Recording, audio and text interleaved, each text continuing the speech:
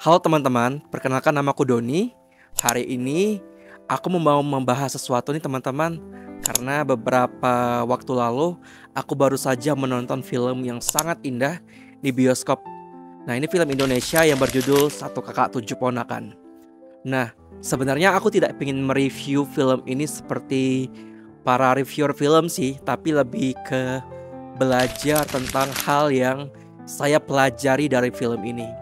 Tapi pertama saya ingin mengapresiasi film ini yang begitu indah dalam pengemasannya, dari dari sinematografinya, dari alur cerita, dari konteks isunya.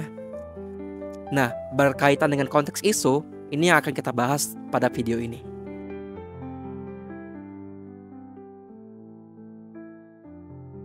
Nah, di film ini tuh membahas tentang bagaimana orang bisa saja menjadi sandwich generation, either itu karena hal-hal yang struktural gitu, atau juga bisa karena accident atau kecelakaan.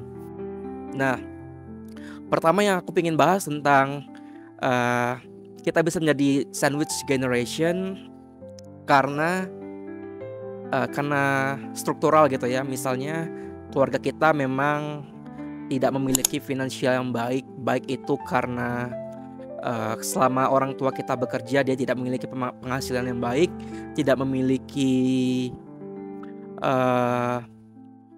tunjangan dana pensiun, sehingga ketika dia tua dia tidak punya tabungan, dan anak yang harus menanggung kehidupan tuanya. Nah, ini bisa saja terjadi di hidup kita. Nah, apakah ini baik atau tidak tergantung nih dari preferensi hidup teman-teman. Ada yang menormalisasi tersebut, ada juga yang tidak.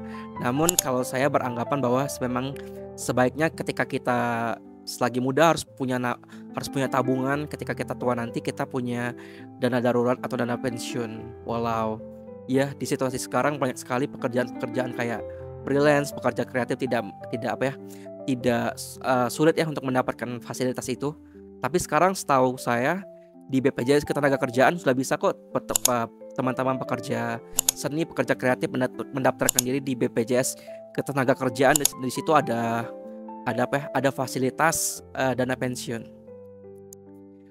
Atau yang kedua karena accident. Nah, ini yang dialami oleh Moko, karakter utama di film Satu Kakak Tujuh Ponakan, dimana ketika itu kedua kakaknya meninggal, satu karena melahirkan, lalu ketika itu ponakannya lahir nih yang kecil gini.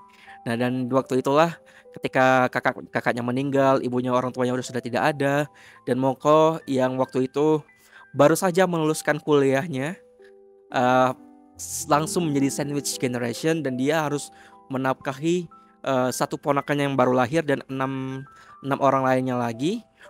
Belum lagi ketambahan ada anak guru piano dari Moko yang kemarin waktu itu menitipkan anaknya kepada Moko karena dia akan berpisah karena ada masalah keluarga.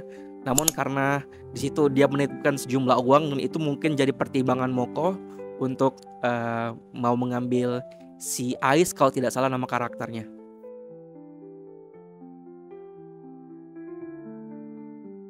Nah, di film ini menunjukkan bahwa Moko ini begitu susah ya hidupnya ketika kakaknya harus meninggal, dan dia harus menjadi sandwich generation, menafkahi ponakan-ponakannya yang masih sekolah, dan bahkan ada yang masih bayi banget yang butuh susu gitu ya. Dia harus membelikan susu formula, dan bahkan ada kejadian dia harus putus bersama pacarnya karena dia harus memprioritaskan keponakan-keponakannya.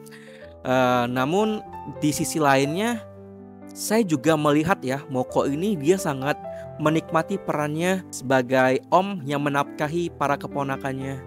Ya, walaupun dia suffer ya pasti karena banyak sekali pengeluaran yang harus ia tanggung, namun di waktu yang sama dia begitu bahagia ketika dia bisa menghidupi dan membiayai adik-adiknya ini, keponakan-keponakannya ini.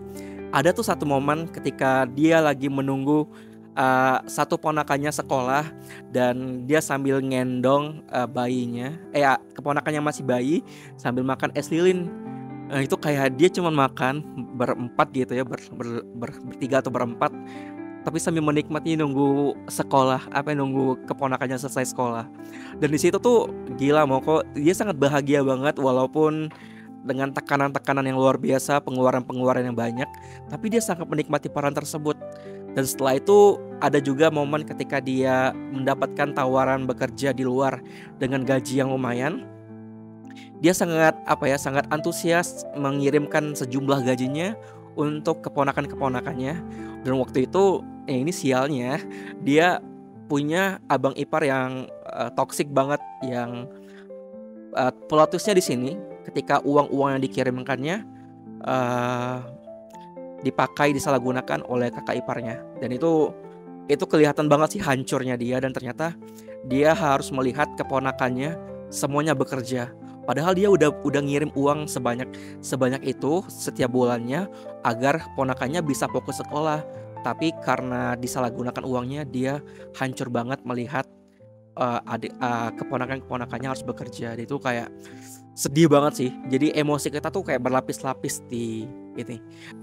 Akhirnya saya punya kesimpulan sementara yang superficial banget nih, masih dangkal, bahwa ini asumsi saya ya, bahwa orang yang sandwich generation belum tentu tidak bahagia kalau mereka bisa menjalankan perannya sepenuh hati dan melihat kebahagiaan atas orang-orang yang dibantunya. Dan itu juga berlaku sebaliknya untuk orang-orang yang bergelimangan harta, belum tentu juga mereka bahagia. Bahkan banyak kan kita menyaksikan orang-orang yang udah kaya raya, mereka masih korupsi karena merasa tidak cukup gitu. Dan Moko ini mengajarkan kita bahwa apapun posisi yang udah sekarang kita jalani dalam hidup, ya kita lakukan dengan sukacita dan bahagia.